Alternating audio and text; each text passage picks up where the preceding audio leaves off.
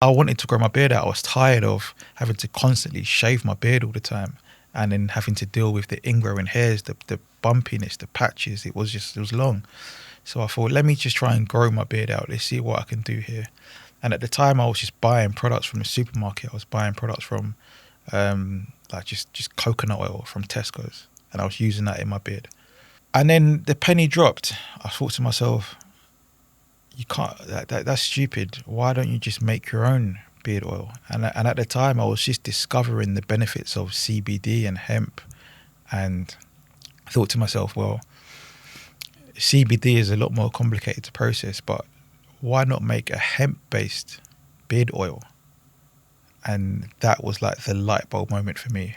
And from then, it's a funny story because I had a group chat with my five-a-side football team. Right, my five-a-side football team at the time were called Elite BeardGang Members. We all had beards and we all played in the five-a-side team. So we entered a power league as Elite BeardGang Members.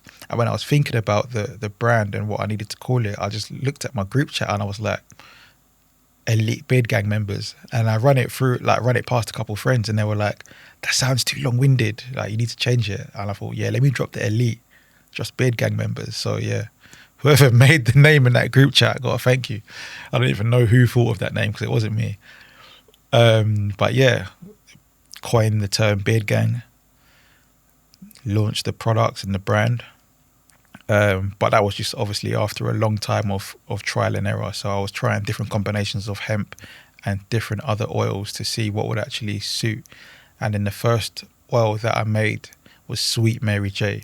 Now, when I made this oil, I thought to myself, this is the shit. This is the shit because it has a thick, gloopy consistency, which really suited my thick beard at the time. And any of the other beard oils that I tried out there on the market, they weren't really doing it. So obviously I did market research. I went to Superdrug, I went to Boots, I went to Tesco, Sainsbury's, and I tried all of the beard oils that were on the shelf, and they all dried out my beard, and worst of all, they dried the skin underneath my beard. I don't know if you've ever experienced this, but have you ever used a beard oil that made your skin underneath your beard flaky to the point where you're combing your beard out and you've got beard dandruff? That's just wrong. And when that was happening to my beard, I thought, this is ridiculous. How can this even be on the shelves? So A, they're shit. B, they're not made for people with my hair texture and skin type. So I needed to make something that was going to suit my thick, coarse, curly hair texture and my skin type, which is naturally very dry. So what I then ended up doing was just formulating an oil that would actually completely hydrate the skin underneath my beard and also provide enough moisture in my beard hair where it wouldn't dry out throughout the day. And that's what Sweet Mary J did. Once I created that, I thought to myself, wow. The way it made my beard feel, my beard went from feeling scratchy, dry and itchy to feeling like lamb's wool. That's the best way I could actually put it, because it became so soft and manageable. And even like girls that I was dealing with at the time were like, what's going on? Your beard feels incredible. Like, you used to kiss me and I used to think, shave your beard off because it's scratching my face, but now it's just soft, right? So once I discovered Sweet Mary J, I thought, yeah, you're onto something here. This is the one, and you need to run with this. So that was the first oil that I released at the end of 2019. And yeah, everyone that tried it thought the same thing. And they all were like, wow, this is amazing. This is not like anything that we've tried before. This is not like any other beard oil on the market. This is incredible. And slowly word started to spread through word of mouth. And then I invested a lot into Facebook and Instagram ads at the time. Obviously I had savings, so I was able to launch with a bang. And I did the education side of things. I spent 10 grand on a course that taught me how to actually market products and utilize the Facebook Instagram ads manager system to its full capacity, right? It was a 3-month intensive course, and that really made me understand the importance of reach, cold traffic, retargeting, the messaging involved on in each layers of the process, to the point where I ended up writing a book about social media marketing because I learned so much from this course. But that's an episode for another day. So yeah, start of 2020, lockdown hits. Everyone's at home. Everyone's trying to grow a beard. Obviously, no one's going to the barbers. Everyone's looking scruffy. So it was the perfect time, you know. In business, a lot of it is luck and timing, but you need to be in the game to win it, and you need to be in the game to be able to have luck find you, right? If you're not in the game, you're not ever going to get lucky. So the timing was brilliant, and where I was investing so much into social media marketing, and there wasn't really a need for anything to be polished because everyone's at home in the same situation. Mind you, though, with my job, we are key workers, so I was still having to go into the office during COVID. Everyone, you know, was on furlough, you know, sitting at home getting paid, and I was still going into the office every day. I ended up having to have like a key worker badge printed on my windscreen so that when police pulled me over, they knew that I was going to do a key worker job, because obviously at the time no one was really allowed out. And I ended up having to go and work in a disaster recovery site. So that's basically where you have a trading floor set up exactly the same as the main trading floor in London, but based way out in the countryside somewhere, in like a really secure unit, which is just there for disasters. If there's a terrorist attack or a bomb, or the building gets destroyed, or COVID, then business can resume as normal. So they sent half of the office to the disaster recovery site, and I was one of them, which was actually quite a fun experience because it was my first experience driving to work. Previously to that, I was getting the train every day. So once I experienced driving to work, I never got the train ever again. Even when I went back to the city, I was driving into the city every day. But I digress. Working from the disaster recovery site every day, but obviously once I got home, I was making content at home. So how to groom your beard at home, how to take care of your beard at home, and that kind of content resonated with everyone because everyone was in the same situation, growing their beards during lockdown. So that led to a huge spike in sales. Early on, I called up the Breakfast Club. So I was a keen Breakfast Club listener. I listened to them pretty much every day. So I knew this is like to tap into that American audience. I need to call them up and pitch my product. So I literally sat there at my desk at work, dialing the Breakfast Club maybe like 200-300 times a day until I got through. I think I got through after the 6th day of trying. And then once I answered, I've literally, because it's a busy trading floor and it's noisy, so I had to go underneath my desk where it's quiet and like really cup the phone. And yeah, spoke to Charlemagne, DJ Envy, Angela Yee, spoke to them about the brand. You know, they were like, BeardGang from London, what? And then as soon as that phone call finished, the Instagram just popped off, the DMs popped off. So many people were like, heard you on the Breakfast Club. The sales went crazy. I'm the founder of BeardGang Members. BeardGang in London? BeardGang Members. Check us out on Instagram, BeardGang Members. Give me some tips on the beard, man. I think I'm gonna keep it, man. I got the little comb for it. He asking for a tip. I'm feeling connection. How should I groom it? What kind of oil should I put on it?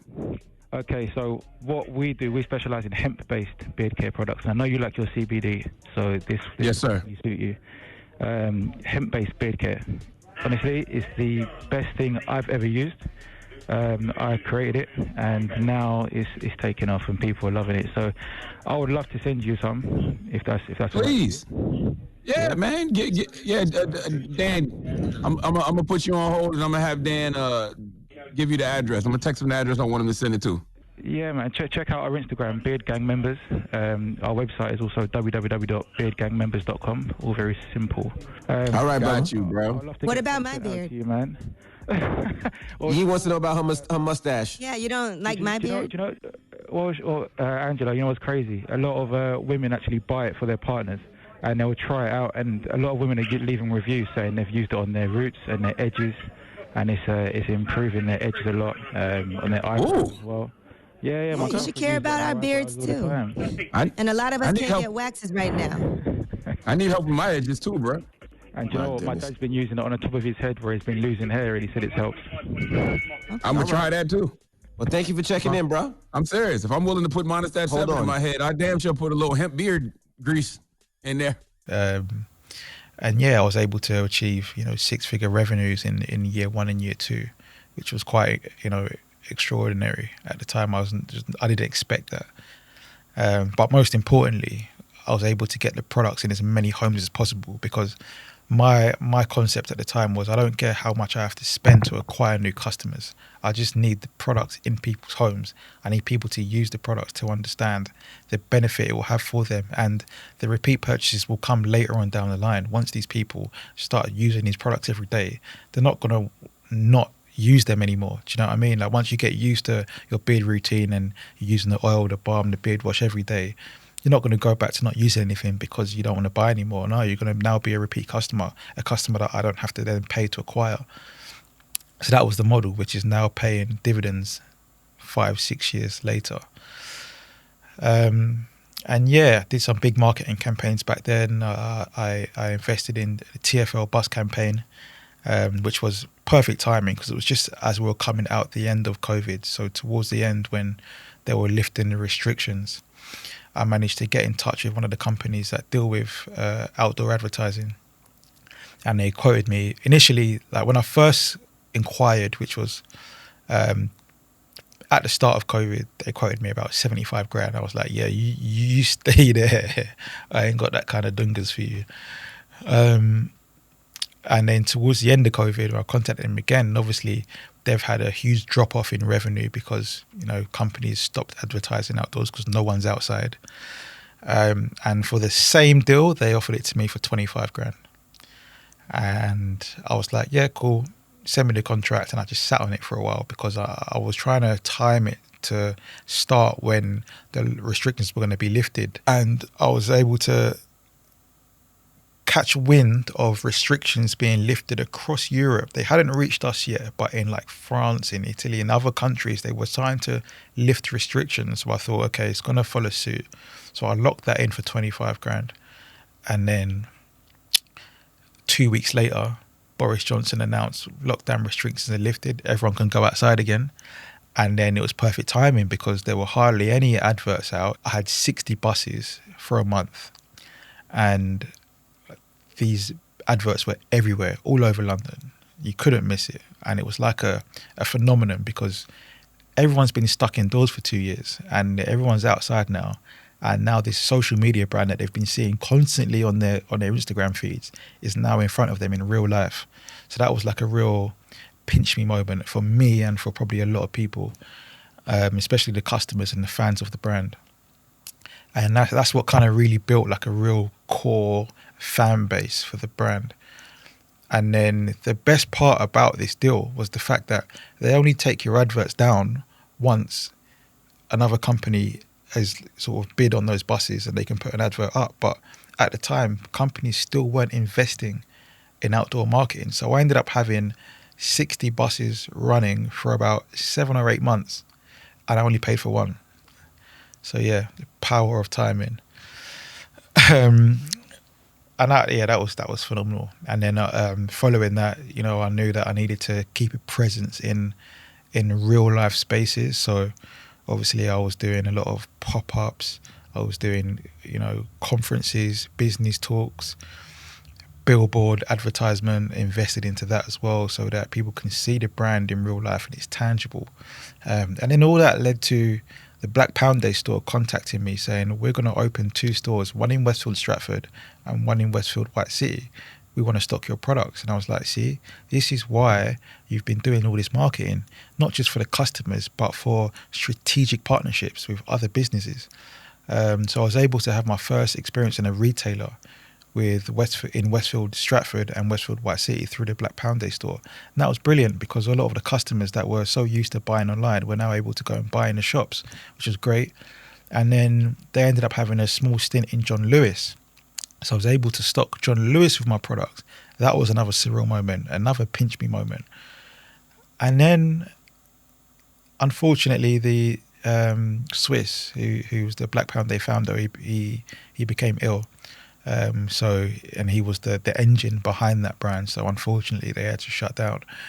Fingers crossed, they're able to open up again at some point in the future. So that was the end of my retail experience. So now the products are stocked online at Superdrug and Debenhams. Now, this is so that, obviously it's brilliant because there's a lot of organic traffic going through those websites anyway. But then secondly is the fact that any products that sell extremely well on their websites, they'll then invite me to stock those products in a shop, which is the end goal at the end of the day. I need to be in retailers because you can't beat footfall. And with the branding, the positioning that the brand has, anybody that goes into the beard care section in a supermarket or a Superdrug or Boots or wherever it may be, and they're looking for beard oil and they see the packaging saying BeardGang Members, they're going to know that that is exactly what they're looking for. It's a no-brainer. So fingers crossed, 2026 or 2027 or 2028 or whenever it may be, you'll see the products in one of these big stores on the high street.